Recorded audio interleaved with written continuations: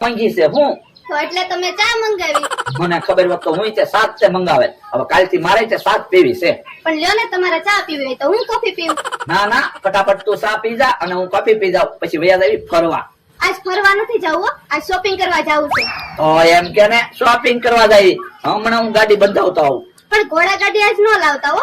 તો two wheel લઈને shopping કરવા જાવું. હા હમણાં તું જો શોપિંગ કરવાના 2 સ્પેશિયલ ટુ વ્હીલ મંગાવી લો. શોપિંગ માટેના ટુ વ્હીલ હમણાં શોપિંગ ની 2 સ્પેશિયલ ગાડીઓ આવે કે નહીં જોજે.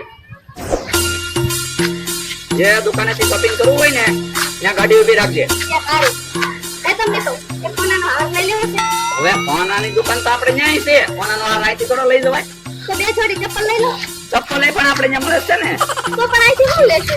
એ સાંજલાના 4-5 જોડી પેકેટ લઈ લઈશું. પણ ચાંદલાનો પેકેટ તો ન્યાય મળે છે. પણ આ તો હું તે શોપિંગ કરવા આવી ગાડીઓ લીધી ને એટલે ફરવાનું હોય. તને એમ લાગે કે આવડા બહુ ખરીદી કરતા છે એમ. એ સારું. જો અહીંયા કટલેરીની દુકાન છે, નાસ્તાની દુકાન છે. જે ખાવું હોય ને અહીંયા ગાડી ઉભી રાખ. ખાવું એ ખાઈ અહીંયા અને થોડી ખરીદી આ કટલેરીમાંથી કરી નાખ.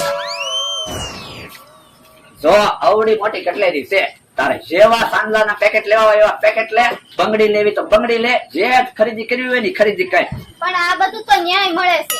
તો પણ તારે શું શોપિંગ કરવું? કોનાના હાર ને એવું. હવે હોનાનો હાર કઈ કટલેરીમાં થોડો મળે તો જવેલર્સ માં જવું પડે.